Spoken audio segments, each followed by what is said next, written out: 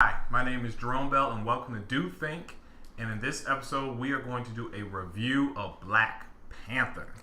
And with me today, I got two of my boys here. I got Frank Gill and Katori Seals, and three black men. We just gonna talk about Black Panther. Yeah, let's do it. Yes, I'm excited. Yes. Likewise. So first of all, what did you all think about Black Panther in general? What was your first impression coming out of that theater? What did you think? Man, I'm gonna let Katori go first. I'm a little excited, so I'm gonna try to tone it down. Go ahead, Katori. I'll let you kick it off. Oh man, from beginning to end, I thought it was a great movie. Just like even it lived up to the hype. It was worth the watch. I was drawn in by the storyline. All right. I was also intrigued by just the cinematography. And I even geeked out and started going behind the scenes and seeing some other stuff after I watched it, and kind of how it was so many symbolisms, and that just added to like, wow, this movie had so much depth to just African American, Africans in general, just like the whole movement of culture and owning who you are. I thought that was very well told. It was a great movie. All right. I agree. For me, it was a film about black empowerment. Rarely has there aren't very many films that show black people in power, where we're the lead character. We're not a supporting character. You know what I mean? Mm-hmm. And so we got to see a superhero who was front and center.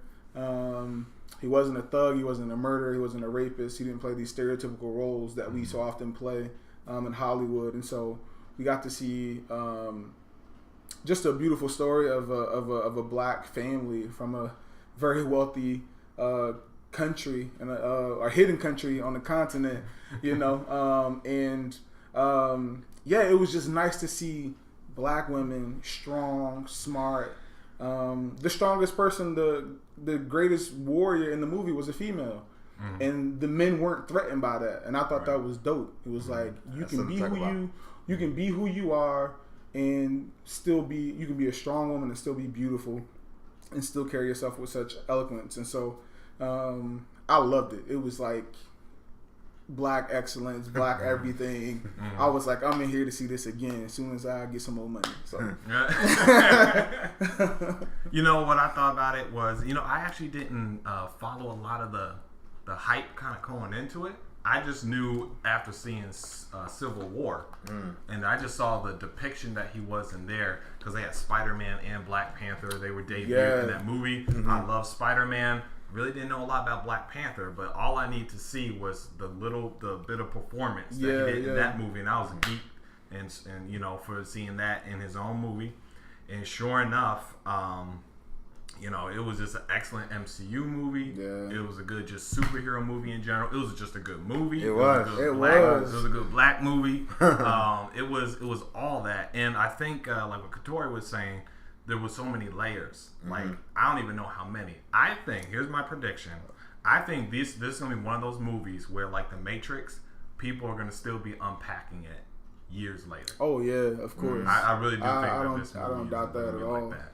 I think the director did his homework. He did his homework. Yeah. I watched some videos, but he did his homework. He did his homework. I agree. I mean, you have this 31-year-old director. This is the largest budget that's ever been given to an African American director or producer in Hollywood. He had a $200 million budget, and he made cinematic gold. And so, I got to give props to Disney and Marvel, who entrusted $200 million to this 31-year-old. You never see budgets of that size given to young producers, let alone young black producers or directors. And so they're like, here's a $200 million check.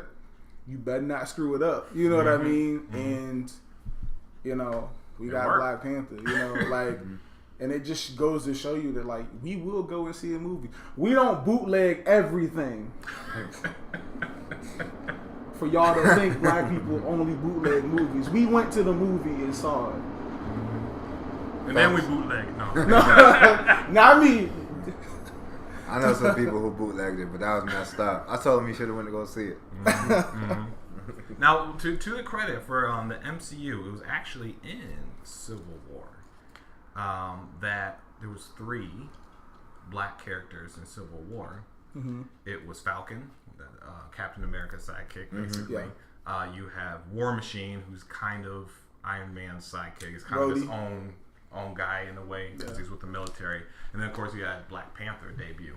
Mm-hmm. And I said, one of the things I noticed even with that movie, I said, wow, here it is. You had 3 black characters, and none of them were like stereotypical thug or just, they were just either normal. Well, one of them was a normal dude, more than less. One was a general, so he thinks like a general. Yeah. And another, he's royalty, so he thinks like royalty. So yeah. But none of them were just stereotypical, and they weren't treated special. They just played their role. Falcon was the sidekick. War Machine's the military general guy. Who has to answer to the U.S. government, and then you got a king.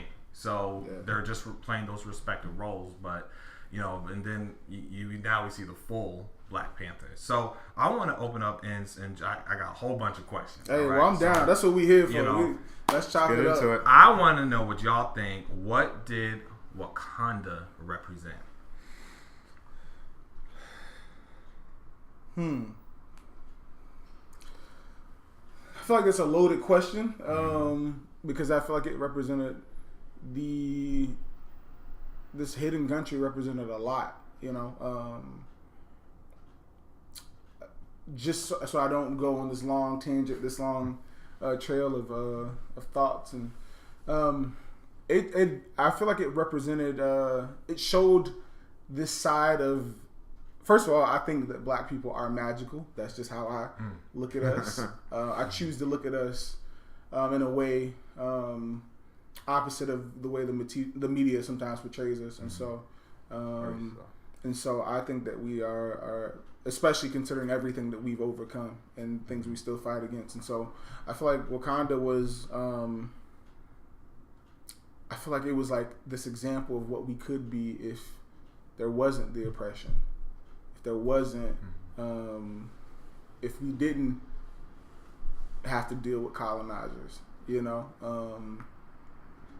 feel like it's this world, this example of like the ultimate black excellence, beauty, no crime, no poverty in this space, and so it represented to me like this perfect world, where we, encourage one another and we are loved and cherished and not looked at or demonized as like, I feel like they embraced their darkness, their blackness, whereas like in our world, society kind of deems darker skinned people are considered the lesser desirable, of people. So. I said I wasn't going to go on a tangent, but that's just what it represents to me, Okay. Katori, what you when you asked the question, I think the first word that came to my mind was unity. I think there was a sense of unity, a sense of power, and a sense of like it was also a sense of overcoming, and when I think that word also is connected to unity, in the sense of like, man, they were able to get along. I mean, I just like some of the visuals in the movie when they were walking within just amongst the people, and it was this peace. It was this peace, and it was chill, and they were just having a scene, and it was the king, Prince King was just walking and you know what I'm saying? Yeah, amongst the people and saying, hey, like, talking to his soon to be wife, Queen. She was bad too. And just like, yo, like this could be yours. Like this could be yours. It's like, actually I want to fight for something more.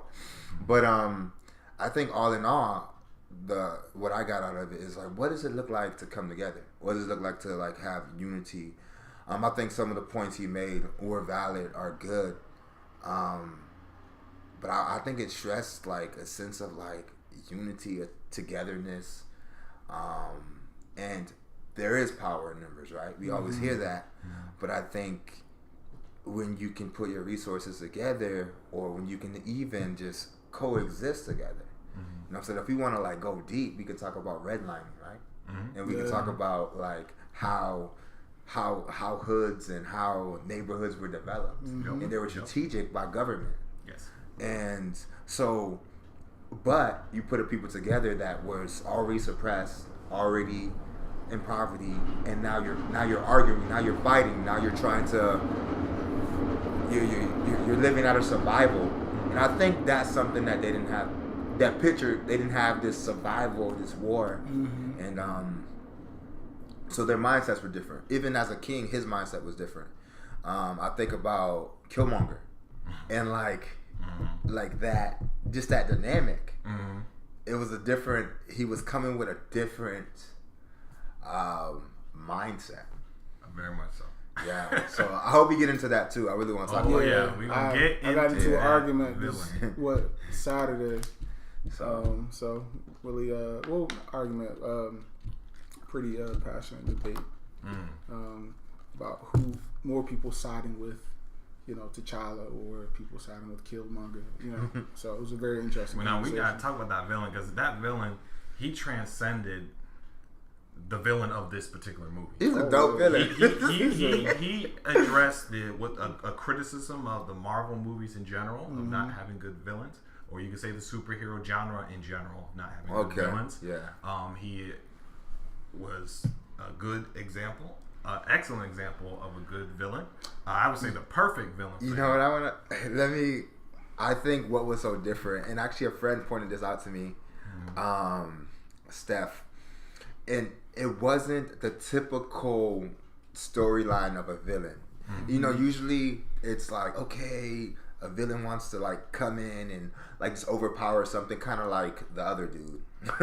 Like, like there's a fight for like Claw. control. Yeah, Claw. There's a fight for control. There's a fight for greed, and it's like, I want to like kill the person who is in charge, and I want to overthrow him. And his root cause of his greed and power, his power tripping, came out of a different spirit, which was like, oh shoot, like actually he saw his father die, and like he wanted to be at a place where he was rejected. Like they're like, yo, who are you? It's like, ask for my name. Ask for my name. Yeah. Ask for it. Go That's ahead. who I am. Hey, auntie. You know what I'm saying? Yeah. And as you unpack that role, like that's the way the director took us. He took us on a journey with him, and I was like, that was dope. I appreciated every minute of that. So I appreciated that. So now I want to jump out real quick to what Wakanda represents. I thought Wakanda represent a few things. Okay, right. Let's hear it. I would say I'll try to go somewhat in order of importance. I think they represented kind of the superheroes in general, in terms of having great power but not willing to share. This kind of came up with Iron Man 2, where the government wanted to seize the Iron Man suit because they said we want to use it for general purposes under the government, and Iron Man said nope. He you privatized national security. But more so, I think that Wakanda represented America. You have a powerful nation, and they ain't trying to share. They're not trying to share because they do. We do as Americans fear what other people would do with our technology if we share it with them.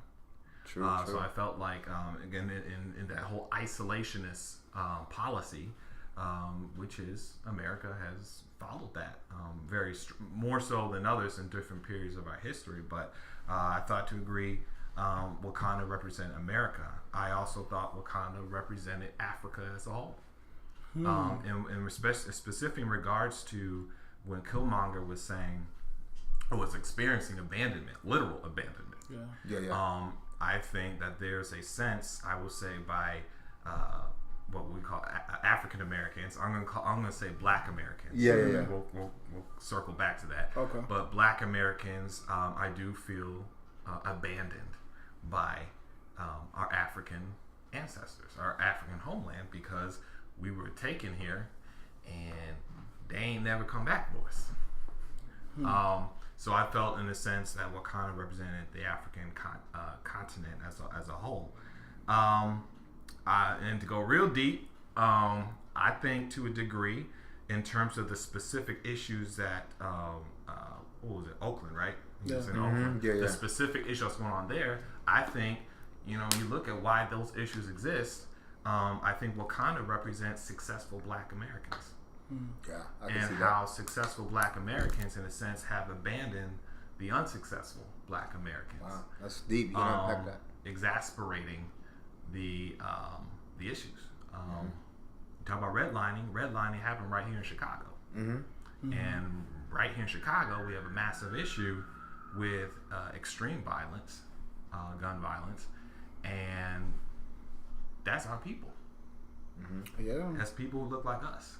Yeah, and so you look at, was there not an abandonment by the successful Blacks in regards to those who were not successful, or the successful Blacks, Wakanda as well.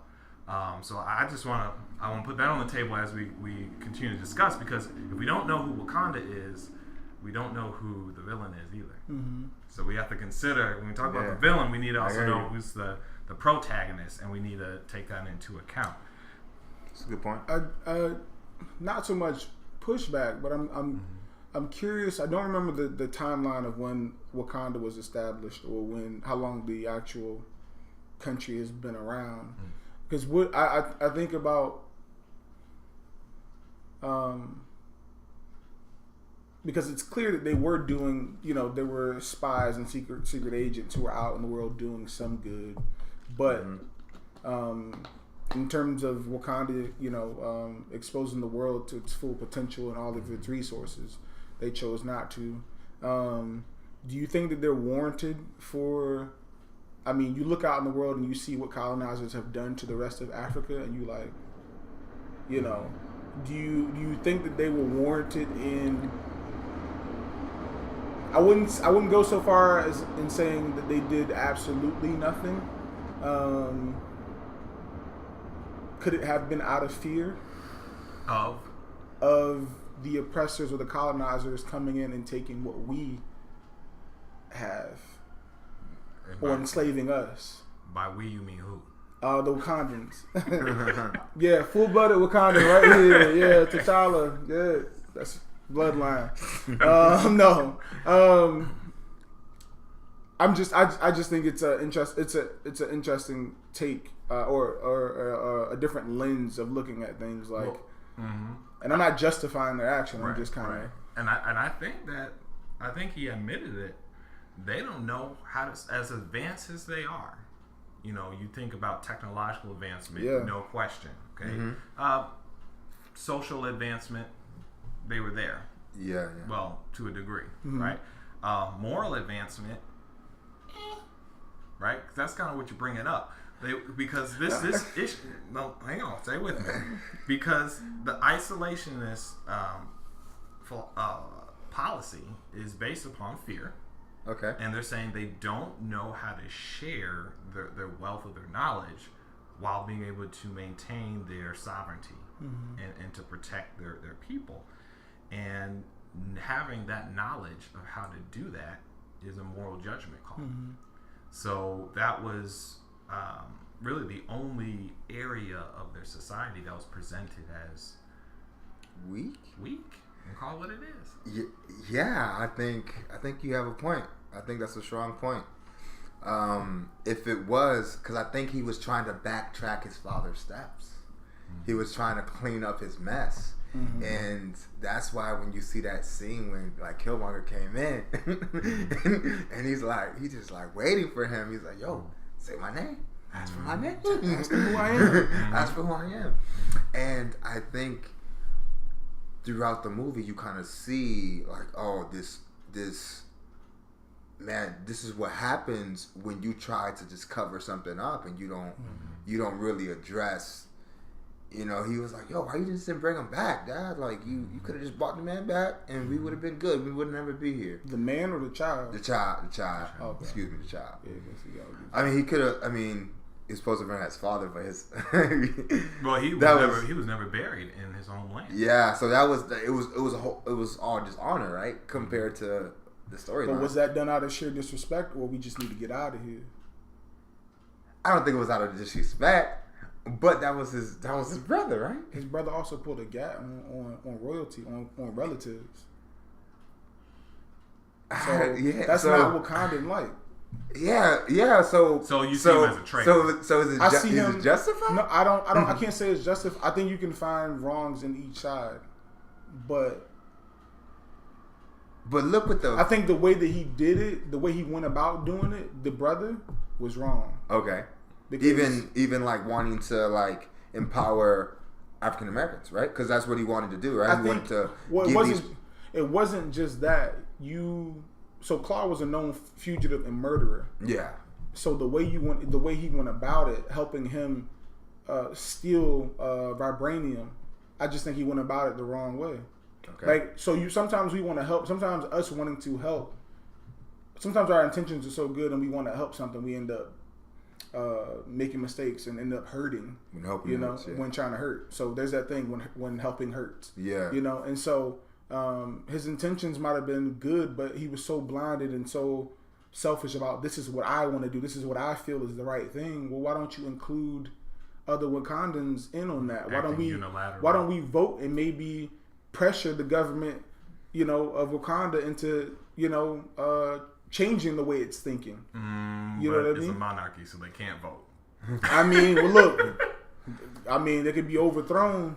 And that's what Killmonger tried to do. Yeah. Well, that was a different. No, well, his way of going about his was out of bitterness. There was no way that he could anger, bitterness. Yeah, that was like so. Therefore, it wasn't. Had he, you know what I mean? And again, I can't justify the.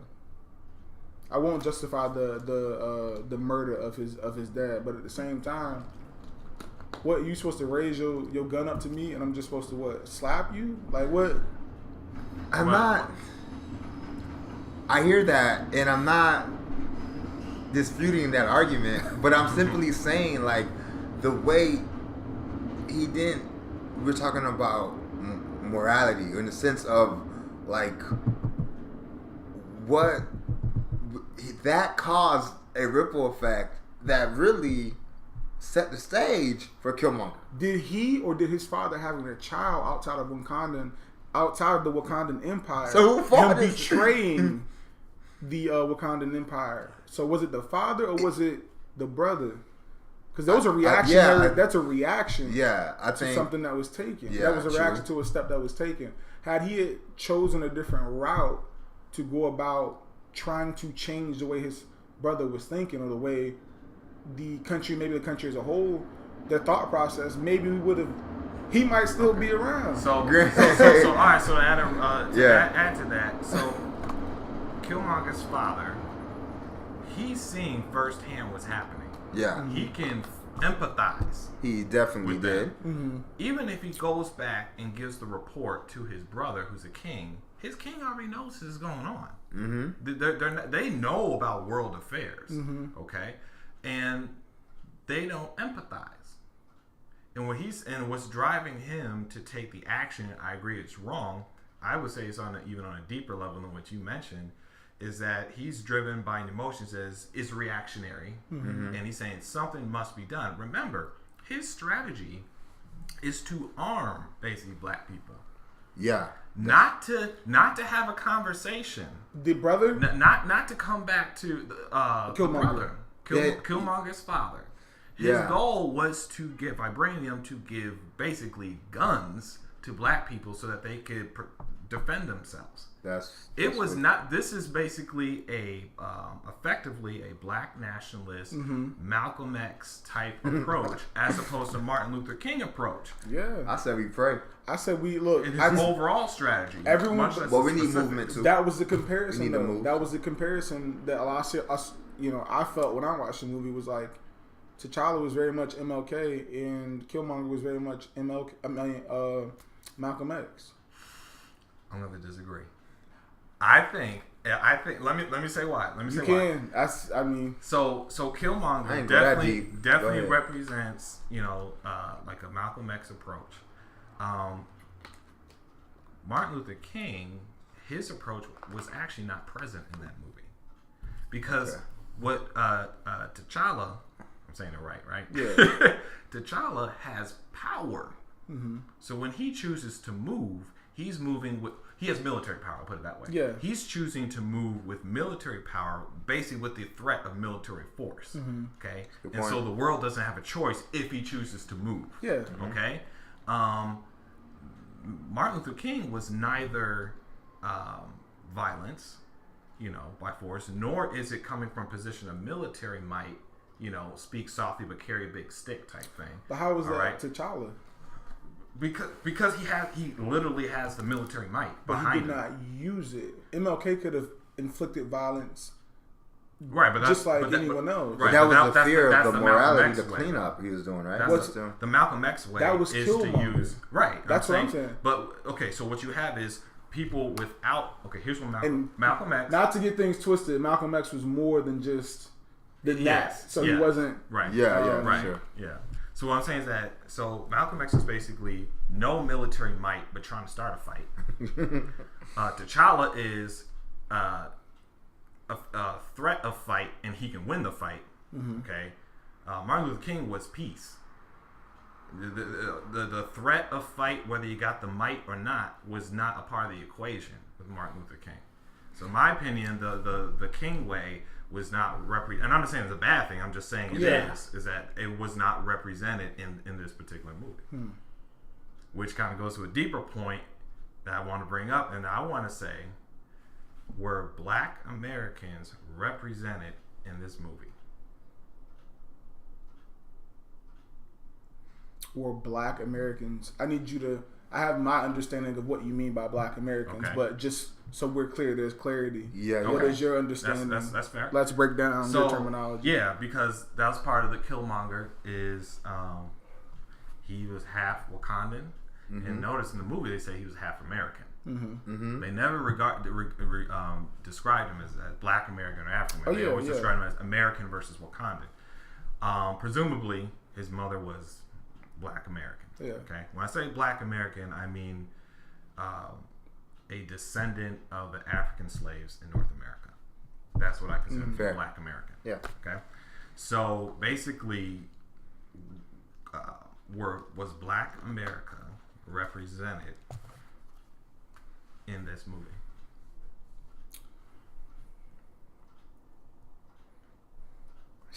I don't feel well.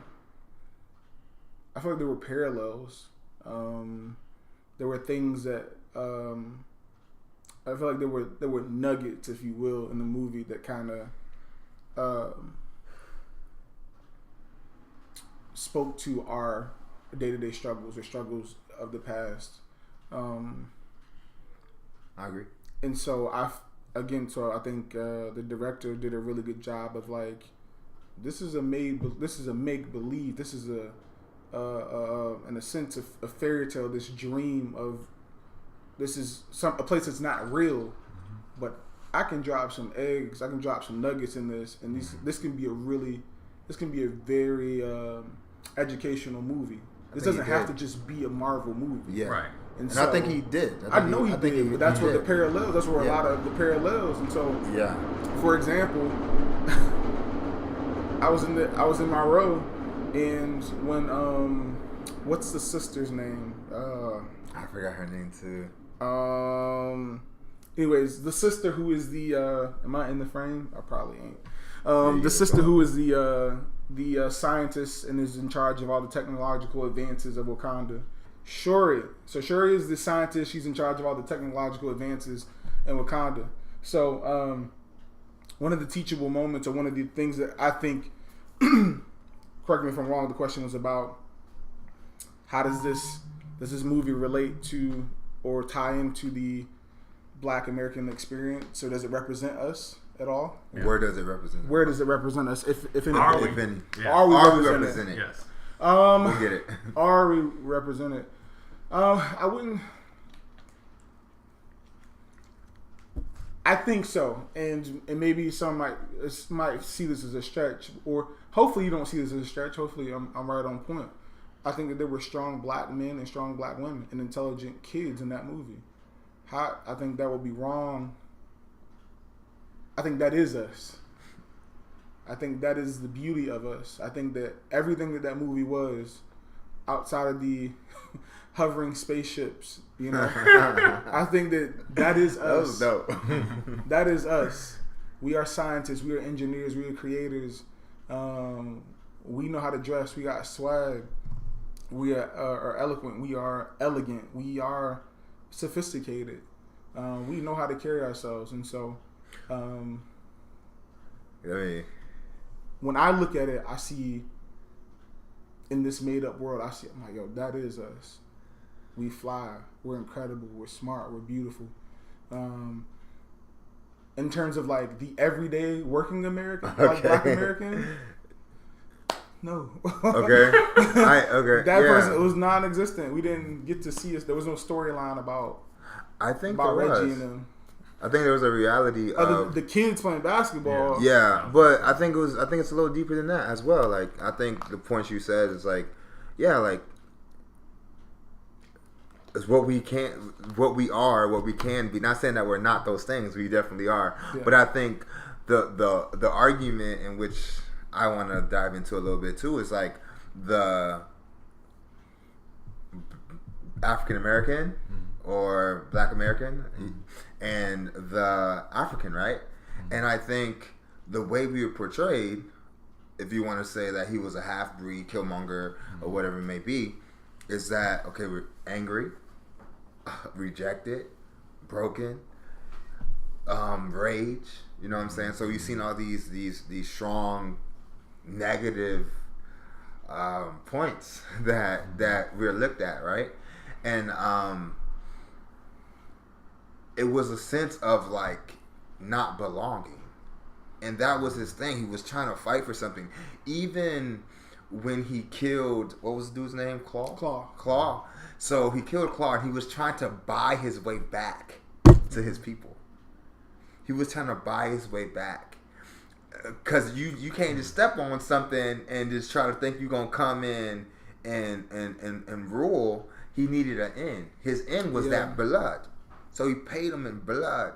So you see like like you see this like kind of evil, like dark in the sense of like, man, I'm gonna do anything by any means, survival type motives, right? So I think those were woven, and I think we resorted to those because of this African Americans. Like we live out a state of a survival because of we don't have surplus, right? Or whatever it may be, like our situations. So however that started for us, not saying that we don't strive, but there definitely in history there's a head start, and we were behind the line. Yeah. And so I think he portrays that. And I think he portrays the anger and the bitterness and the hurt that comes with how we were stripped of our last names, and now we trying to go back, and we're not accepted. And then it was a quote that Killmonger, he's like, your people, aren't everybody your people? And it was like a distinction of like, we don't do things that way, because he came in with a haughty kind of like attitude of like, man, I'm about to kill, you know. And I think those emotions are very much real. And I think if you want to say nuggets of portraying what the experience can do to you, if when not humbled, when not ruled by the Spirit of God, is destruction, right? So I think that's what we see, and I think that's a real experience of everyday life. Now I want to piggyback off that. There's always I feel like the negative perception of Black people is that there's always the caveat. You know, if you think about it, he graduated from MIT. He was an excellent soldier. He was an elite soldier, basically. He was actually a well-credentialed, well-educated high aptitude and achievement. Okay, Yeah. It's like wow, but there was that caveat. But what? He's evil. Yeah. And so I think that this is why, and I'm gonna bring up the quote. Y'all probably know what I'm talking about. What drove him though? What excellence drove him? Right. So wasn't it always? Wasn't it greed? Wasn't it? I wouldn't say. Well, greed. no. I mean belonging. Right. He wanted a sense of belonging. He wanted because a bit of a sense of vengeance. Okay. I think when he fought T'Challa.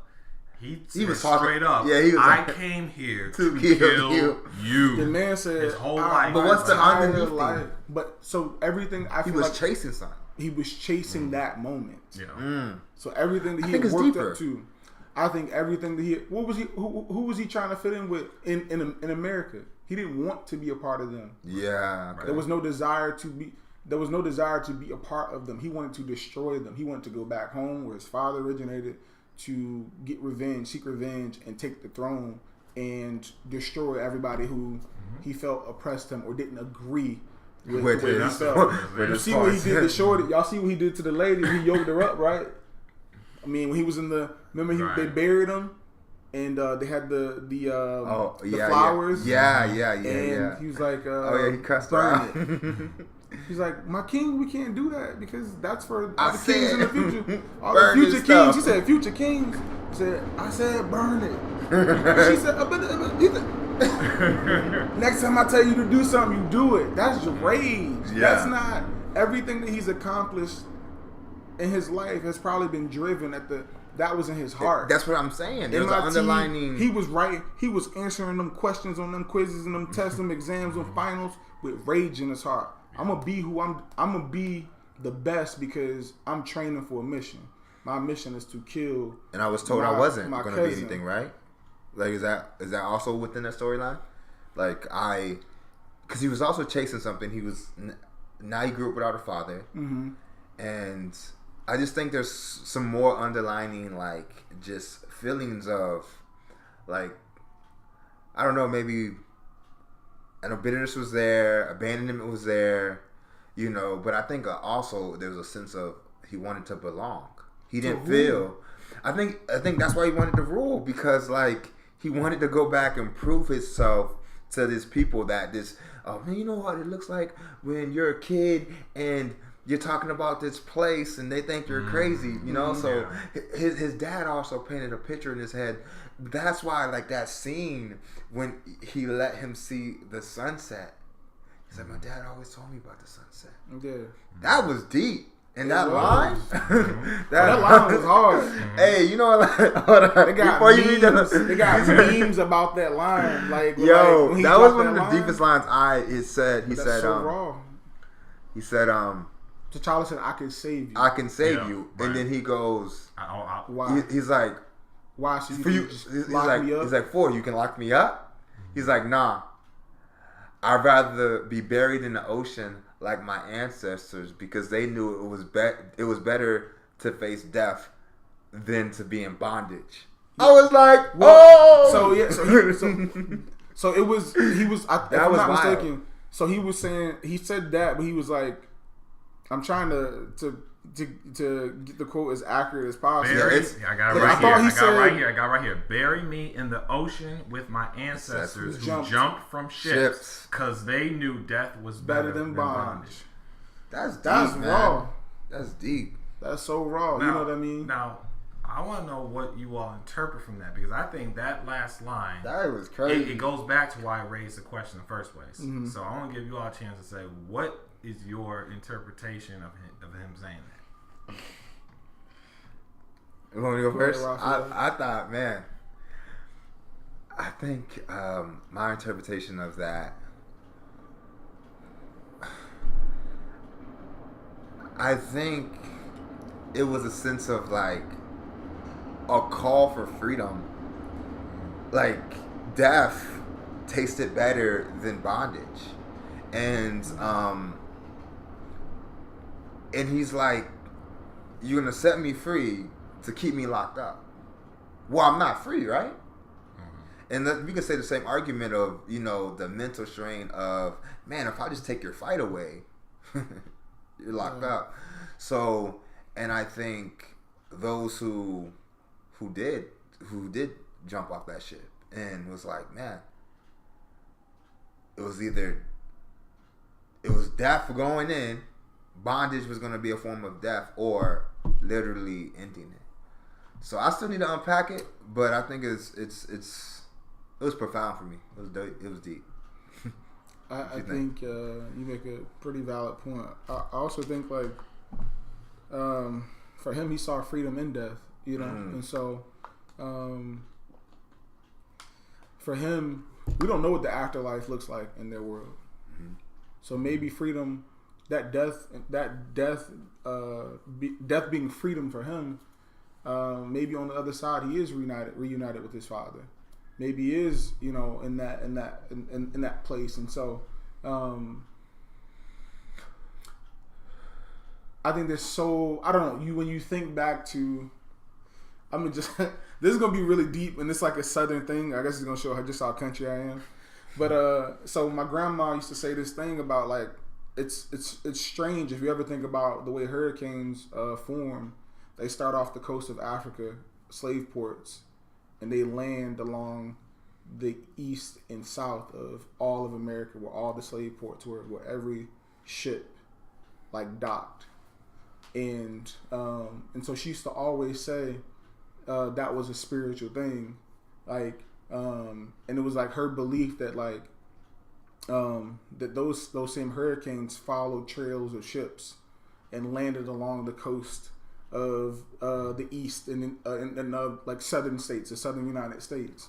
And so so that was always like this interesting thing. But I thought about so many of the kids or the husbands and wives, the mothers and the fathers who jumped overboard, and it painted this picture of like how bad things must have been on that ship, or the stories that they might have heard, or the things that they've seen.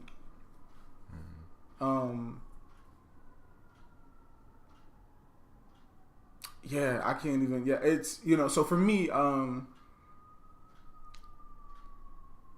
when he said that line, I was just like, that's incredible. And I, you know, for me, I just saw like death being, for him, freedom is in death. I'm not grieving anymore. I don't have to live in this world anymore. I suffered. I mean, in his eyes, maybe that was like the ultimate defeat, you know. But he seemed to be at peace because it wasn't T'Challa offered to save him. He died in peace? I think he died in peace. There was rage. I think he died in peace. Yeah, that man didn't die in peace. He was better to the end. Man, dude. He was better to the end. You ever met them bitter, those bitter people? That man was bitter, man. Here's my thought. He was bitter. I'm gonna read it again. Bury me in the ocean with my ancestors who jumped from ships because they knew death was better than bondage. Mm-hmm. My thought was, Negro, you are not the descendants of those who jumped. Is he? No. You are not the descendants of those who jumped. Why is he not though? Because they didn't have no kids. Because they did. He is not the descendants of those who jumped. You killed my quote, man. He's the descendants of those who chose to survive and live another day. Ooh. But that's still bloodline.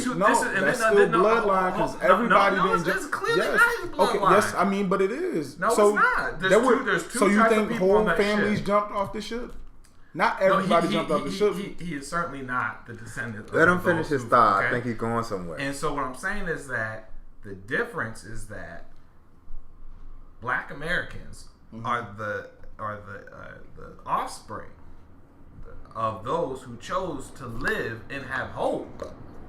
That's real. Who Black people are. That's real fact. And when that goes back to what I was saying is that were Black people represented in this, Black Americans represented in this movie, I would say no. And I'm not saying it's a bad thing.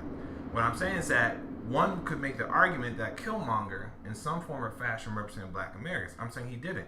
He was a Black nationalist. We've seen the Malcolm X strategy. We've seen another strategy, the King strategy. Guess what worked? Yeah. You talked about those who jumped off the ship and those who chose to survive and have hope. Guess which worked? You know, and what I'm saying is that he represented the way of violence, the black nationalists, the Malcolm X way. He represented those who jumped off a ship. Hence, he literally died when he didn't have to. It did not represent Black America.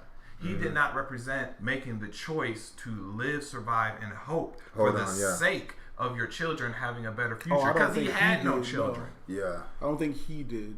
Yeah, so I'm saying. So I'm saying that in him, Black America was not represented. And I think that was excellent because he was the villain. He was a villain through and through. He was a villain through and through. Now he brought up valid points in part in terms of the isolationist policies. That was immoral. That's correct. He was correct in pointing out the wrongdoing of the isolationist policy. But every single approach into his philosophy and his actions. I mean, he said he killed Africans on that continent just to get to Wakanda. He admitted it. Yeah. So everything that he literally did was wrong. True. You know, and what I'm saying is that there was, I think, a untold story, and I think it's because perhaps the movie transcended the MCU. It transcended Hollywood. Definitely. It transcended to say, got deep. We've depicted actual Africa. We've depicted fictional Africa. We've depicted this way to respond to oppression, which leads in death. Okay? But it's almost like, now, what are the real black folk gonna do? And that is something that's beyond cinematography. Yeah. And so I think it's a good thing that actually Black America was not represented in this movie, because I think that's my interpretation. Yeah. That was the message of saying, now what right? Wakanda's a fantasy. Okay? Killmonger's dead. All right? You know, what are for real Black Americans gonna do? Yeah. That's the real question. You know, and get down with that. You know, and also let's remember that Black Panther was created as the first black superhero. Okay. We need to acknowledge that. So now we're talking about real life, and that the superheroes never had a black character until Black Panther. So in the sense that even in real life, the very existence of the character is political. His role within the movie as a king is political, as well as the policy, as we already discussed. So there's a lot of politics that's surrounding this movie, a lot of it. So maybe we can even talk about the politics, right? Now, I don't know how much you guys were following leading up to the movie. There was a lot of hype. There was some controversy about it being overhyped or made to be something that it's not, or something that it shouldn't be. But what do you guys think about the politics of this movie, or even the politics of the character itself?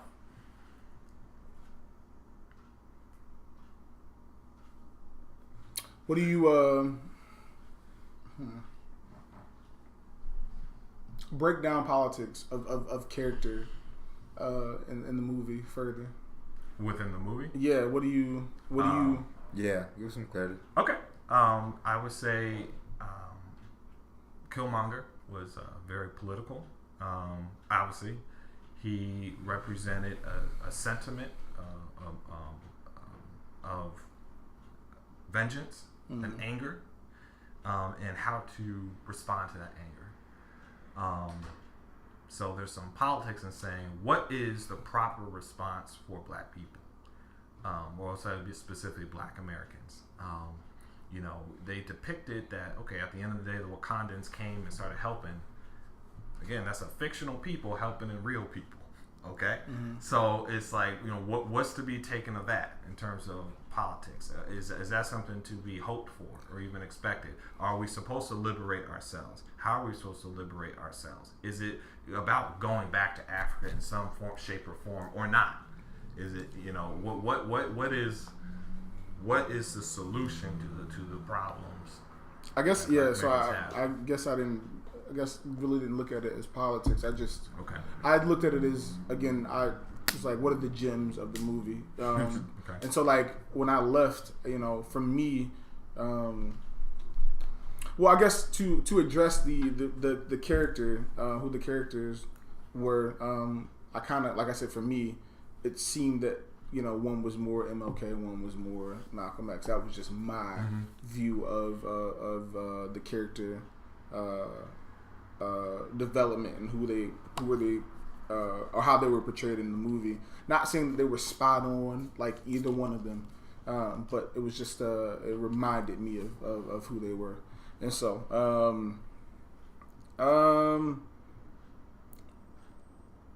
I think I've very much been on like Black empowerment and education and lifting each other up. And so for me, I thought one of the dopest parts in the whole movie was the ending. It was like when they go back and they go to this building that was condemned and about to be destroyed. Sure. And T'Challa brings his sister and he's like, hey, I'm going to put my girlfriend in charge of this department and she's going to be running this, you know what I mean? And she's like, well, no, it's condemned. They're going to knock it down. He's like, no, I just bought it. It's like, I bought that building and I bought that building. I bought that building over there and I bought this one. And he starts to talk about community development and how he's going to create these programs. He's going to educate these people. We're no longer going to be hidden.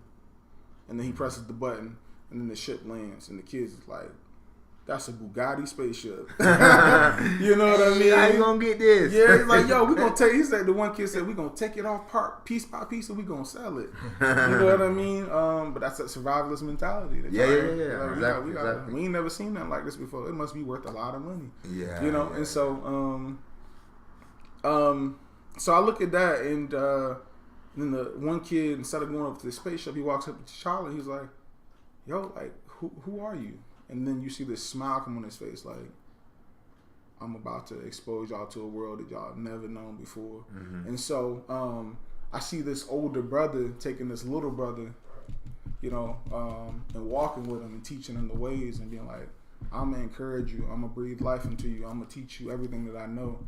I'm willing to invest in you and invest in this community. And so... so I think there's a lot of lessons, there's a lot of takeaways, a lot of gems in that. Like, yo, you know, how do we, you know, how do we invest in our own community? Do we, and this might be looked at as a stretch, but do we go to the suburbs or do we purchase right here? Mm-hmm. Mm-hmm. Do we purchase the house next door and the house next door to that and say, all right, I'm about to renovate and clean up this neighborhood. We about to go pick up this truck. You know what I mean? Gentrify so like, our own neighborhood. Yeah, we about to be in charge of. We don't need to, you know, like, yeah, that's a good way to put it. Gentrify our own neighborhood. You know what I mean? And so many of us, we get money and we move out. Mm-hmm. And we can just stay right there. We can buy up land. We can buy up property, and create opportunity for our own people. You know what I mean? Especially when. If it's been shown, there's historical evidence that, you know, that it's harder for some people to get jobs or it's harder for some people to get jobs than others based upon skin color sometimes. Yeah. And so, but that being known, there's been historical evidence. Once we get to a place where we've made it, we have to be the ones to go back and say, all right, I'm not going to just leave y'all here. Yeah. You got a record, you got a felony, you got whatever. I believe in second, third, and fourth chances. And I think an opportunity. And I think in that's not a handout. That's not victim mentality. That's like saying I'm going to empower the next person next to me. And I think, you know, even the work, you know, with the not-for-profits that we work for and the stuff that we're just trying to do in the community, we're saying, hey, like, man, we want to be a presence, right? Mm-hmm. So I think in the stuff that he did, that last scene, it's like, if you're not present, there's no change, you know? And it's just, you have to be there to have influence, you know? And you can't say you want change from afar. Like, that doesn't work. Yeah. Change from afar doesn't work. So it's like, and you willing to come in this situation and be depressed a little bit and really like hurt for the people that you're trying to help, and know like empathy is gonna cost you something. You're gonna have sacrifices to be made, And like we know that we can't do that on our own strength. Yeah. You know, like if it wasn't for God, like we're not. And that's why it's like, hey, the people who are trying to do those things, it's like, man, I have these conversations, I'm gonna say arguments with my friends all the time. It's like, well, they just need to get out of their situation. They just need to get out of their situation, bro. They're mentally in bondage. Right. There's so many things that are weighing them down. Mm-hmm. So we have to address one thing, and then there's 5 more things to address. Right. So if you're gonna be in this line of helping the next person, it is for a lifetime. and you gotta sign up to die, because it's gonna. You may not see it. I may not get to witness it. It might be the next generation. So I think that's something that we need to talk about too. If we're really gonna. Now you said it. It may be the next generation. If you look at the mindset that has brought us thus far, it wasn't for what you're going to see and experience and alleviate your suffering in your lifetime. Mm-hmm. It was about having the hope to alleviate suffering and to have happiness, really, in the next lifetime, or maybe the lifetime after that. Yeah. That's the mentality that has produced us as a people thus far. Yeah. And hope will move you. Hope will keep. Hope. Right. Hope got me out of my situations. Like I didn't know what tomorrow was gonna look like, but hope gives you the ability to endure. Right. It really does. Like strong people. Yeah. Stay hopeful. There's a study about kids who have the it factor. They have this ideal of overcoming, and what it is like those that have been shaped by adversity. Yeah. So why is something negative turned into a positive? Like they have the obstacles. They had obstacles in their way that they had to overcome. Yeah. So now it's like, well, look what they're doing with these opportunities. You know, and there's a lot of other people that have been faced with adversity and have still are in bondage or can't see clear. So what does it look like for someone like you, myself, to say, hey, like there is hope for you. You know, borrow my hope until you can see. But I think that there's also, but a lot of times we use those words. We say that there is hope, but we don't offer solutions, or we're unwilling to step into the mess with those people. And that's where, I think a lot of a big part of the reason the world is the way that it is because of selfishness. You know what I mean? Sure. Us unwilling to step into the mess, or us saying, well, no, this is my resources. I work for this. This is my house, my car, my money. I think there's this thing that's been around for a long time. So many people try to get rid of it, but there's that saying that, you know, pull yourself up by your bootstraps. Yeah, I hate and it's that. like, do y'all not understand that some people weren't born with boots? I hate that. I hate that saying. Right. How can somebody pull themselves up by their bootstraps if they don't have boots? And that is constantly hurled at people who. I don't like that saying. I hate it too. Right. It's said so much, and it's just like it makes me so frustrated. It's rooted in pride. It really is. It really is. It That really somebody, is. whether you were aware of it or not, invested in you. Like you did it yourself. You know, right. And that gave you the push you need, and you maintain momentum. Exactly. All right. Yeah. But you needed that initial push. And it wasn't you pulling yourself up by your bootstraps. Somebody done pushed you. Exactly. And my grandparents were part of the Great Migration. On one side, they came from Tennessee, the other Alabama. Came to the north because there was opportunity, and so there was that migration there. So that went from the country to the city. Yeah. Then with my parents, rising in opportunity, they went from the city to the suburbs. Okay. And in particular, at that transition, that's when we get our urban issues. Oh yeah. Right. Urban meaning black. Urban issues, and one of the most powerful moments in Wakanda is when he was talking to his ancestors, and they said, "Dude, we did what we did because shoot, you guys survived." And I love the fact that he said, "You were wrong." Yeah. Wow. Against generations of wisdom, against generations of wisdom, he had to stand on integrity and truth and say, you were wrong. Yeah. Wow, yeah. And I think in the same way as Black Americans, in particular, successful Black Americans, we need to take a look back and saying, well, hey, we trying to put food on our table. We don't want to get our kids shot up. Yeah, we moved out to the Berber. We were wrong. Mm-hmm. That's what I believe. I'm wrong. Let me be very specific. I am currently wrong. Yeah. And I currently need to change. Mm-hmm. And I want to change. And I need help to change. Mm-hmm. But that to me is the biggest, takeaway I take from that is to, as you said, you have to get into the mess. You have to be willing to get into the mess and to bring them out of it to a better place. Yeah. Otherwise, it just ain't gonna happen. Yeah, I want to say something quick to yes, there are some things that need to be acknowledged, and I also think there can be more, or there is more that can be done by those who've made it out. Whether that's creating opportunity or creating programs or and investing time. Maybe not. Maybe it's not a money thing. Mm-hmm. It doesn't have to be a money thing. It could be a time. Resources come in different. Resources can come in any form. But I want to be careful about how I don't want us to become reliant upon those few that have made it out, and because I think oftentimes, because we don't see the work that's being done by the few that have made it out, we assume that they're not doing anything, especially if it's not directly affecting me or my current situation. Or if I can't see it, then you're not doing enough. Sure. And I think it's wrong.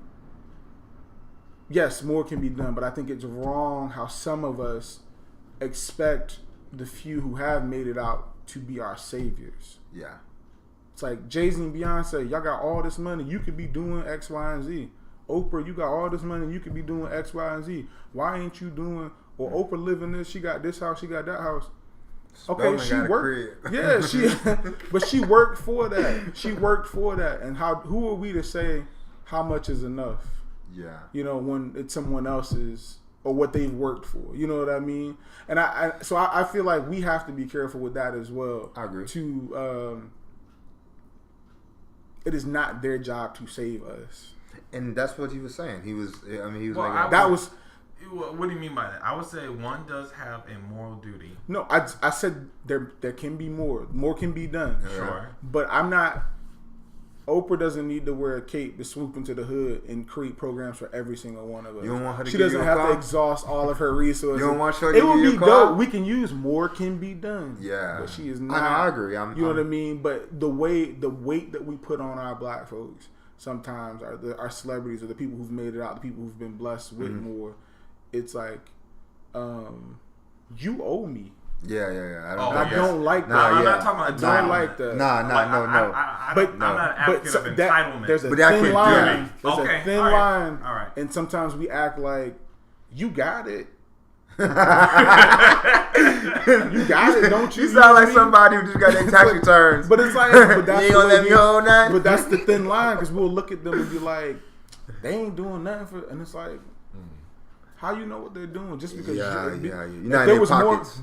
The more of us there are, the more we'll be able to create more opportunities and create programs in these communities.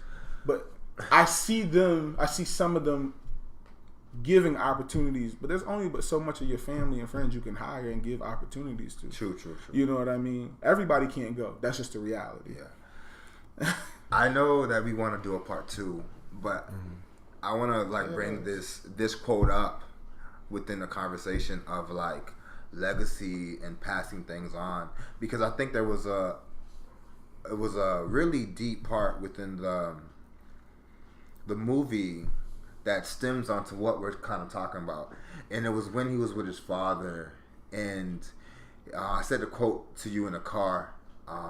It goes something. What'd you say? A father if a man has not prepared his children for his death, right. then he has failed as a father. Yeah. Break that down for us. If a man has not prepared his children for his death, then he has failed as a father. Mm-hmm. That's talking about discipleship. That's talking about passing the torch. Yeah. That's talking about reaching one, teaching one. Like, you're my seed. Mm-hmm. And if we want to talk about something that Killmonger was missing, was a presence, and that's like Eric Mason has a book. He has a church out in Epiphany Fellowship called Manhood Restored, and he talks about this conversation of daddy depravity. I think depravity, and it's the idea of just like, man, like there's no fathers in the home, right? So like who's passing on knowledge, who's passing on moral just knowledge and truth and gospel truth and things that are important, right? That's so real, yeah. And I think we should dive into that more, that conversation of, man, that's also something that was represented within the movie, and that's something that there's a direct effect of why we're talking about these issues as well, you know, and an absence of the father in the home. Yeah, because what is it, like 70% now, 80%, maybe something higher, like that. But I wish there was there's a whole underlying. Yeah, you know, there's so much that can be said about what you just said. And we should dive back into that. And I agree that fatherhood is a strong theme in Black Panther. Because you see the legacy, you see the generation, and then you see nothing. Right. And I think that's going to be a good place to pick up part 2. Yeah. So we're going to force ourselves to put it on the pause button. That's deep. But thank you, Frank, Bill, no problem, Katori Seals, for just having a conversation about Black Panther. Yeah. And yes, thank you for watching. If you like this video, click like. If you want to keep talking, subscribe. And until next time. Yeah, we're doing it again. Do think. Part 2 coming soon. Do think. Do think. Good night. Do. All right. All right. It's fire.